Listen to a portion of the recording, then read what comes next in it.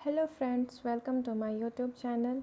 This is our art and culture series and we are covering chapter 3rd of our fine arts book. We have already covered some topics of chapter 3rd and today we will cover the remaining topics. हमारा next topic है वो rock cut caves के बारे में है, जिसमें कि एक रॉक कट केव मॉन्यूमेंट पाया गया है धौली इन ओडिशा, जो कि धौली में है ओडिशा में। ये जो है एक ब्यूटीफुल रॉक कट केव है एलिफेंट का, और ये जो है इसमें जो है अशोका के एडिक्ट पाए गए हैं। ये जो रॉक है ये मॉडलिंग को शो करता है और ये लीनियर रिदम को रिप्रेजेंट करता है। एक रॉक कट केव पाया गया है जो कि गया, जो बिहार में है। इन बराबर हिल्स ऑफ गया में ये रॉक कट केव पाया गया है, जिसको हम लोमस ऋषि केव के नाम से जानते हैं। इसका जो एंट्रेंस का जो फ्रंट वॉल है उसको जो है सेमी सर्कुलर चैटिया आर्क से जो है डेकोरेट किया गया है।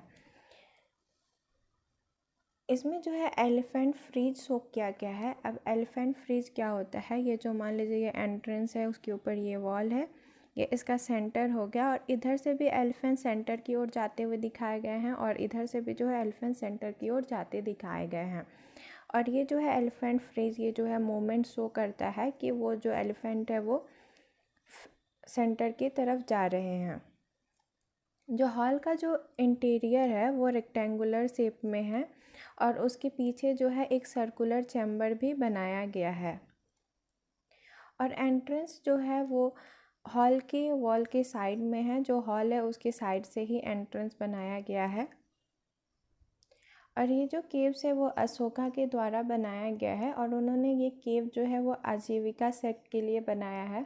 आजीविका सेक्ट वो लोगों का था, वो लोग थे जो वेदास में विश्वास नहीं करते थे, बिलीव नहीं करते थे। और इसका बेस्ट एग्जाम्पल जो है वो लोमस ऋषि केव है, जिसको अशोकन ने बनवाया और उसे आजीविका सेक्ट के लोगों को दे दिया।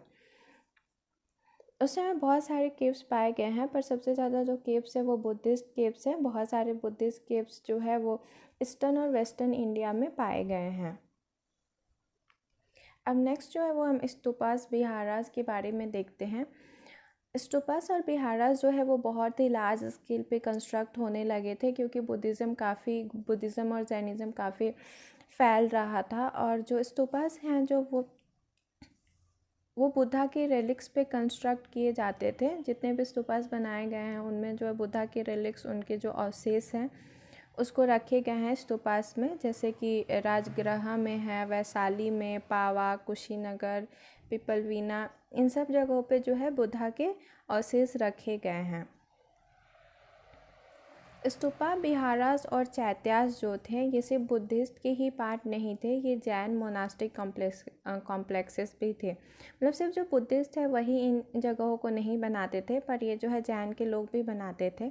पर जो सबसे ज़्यादा जो है स्तूपास, विहारास और चैत्यास जो है सबसे ज़्यादा बिलोंग करते हैं बुद्धिस्ट को।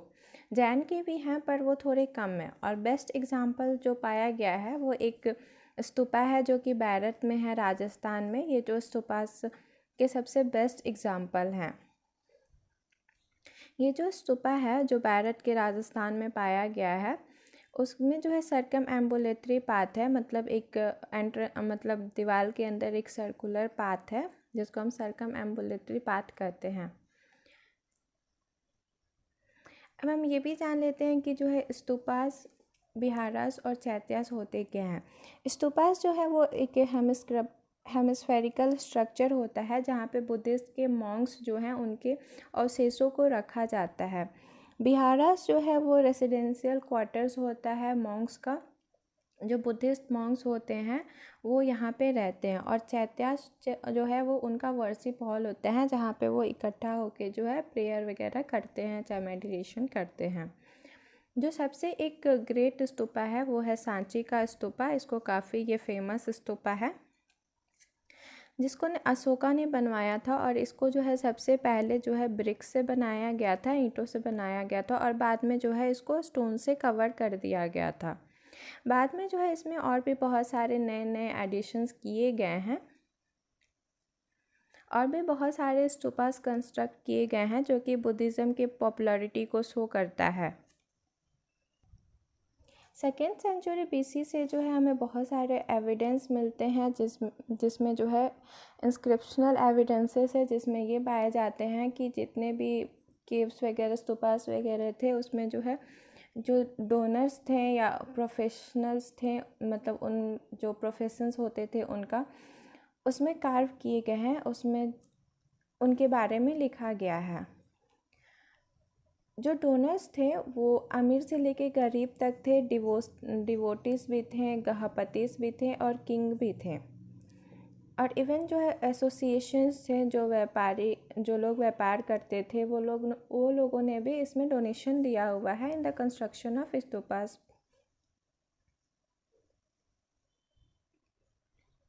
ऐसे बहुत ही कम इंस्क्रिप्शंस पाए गए हैं जहाँ पे जो है आर्टिसंस के बारे में कुछ लिखा हो, और उनमें से जो यहाँ पे आर्टिसंस के बारे में लिखा हो वो है कान्हा एट पितलखोरा में है, और उसके एक डिसाइपल के बारे में लिखा गया है जो कि बालिका एट कोंडेन केव्स है। कुछ आर्टिसंस के नाम लिखे गए हैं जैसे कि स्टोन कार्वर्स, जो लोग स्टोन को कार्व करके स्टैचूज वगैरह बनाते थे, गोल्ड स्मिथ मतलब सुनार, स्टोन पॉलिशर जो लोग स्टोन को पॉलिश करते थे, कारपेंटर एक्सेट्रा, इन सभी के भी जो है नाम के बारे में मेंशन किया गया है। जो हमारा अर्ली फेज़ ऑफ बुद्धिज़्म था, जो अर्ली टाइम ऑफ बुद्धिज़्म था, उस टाइम पे जो है बुद्धा के स्टैचूज़ नहीं बने होते थे, उस टाइम जो है मूर्ति पूजा नहीं होती थी, क्योंकि बुद्धा जो है अगेंस्ट थे आइडल वर्शिप के, वो खुद इन चीज़ों को नहीं मानते थे। उस समय जो है उनको रिस्पेक्ट देने के लिए या पूजा करने के लिए जो है बुद्धा के फुटप्रिंट्स को यूज़ किए जाते थे, स्तूपास, लोटस थ्रोन और चक्र, मतलब जो उनके लाइफ से जो इवेंट्स थे उसके सिंबल को दिखा के जो है उनको रिस्पेक्ट दिया जाता था या वर्शिप किया जाता था। ये जो है सिंपल वर्शिप और रिस्पेक्ट दिखाता है।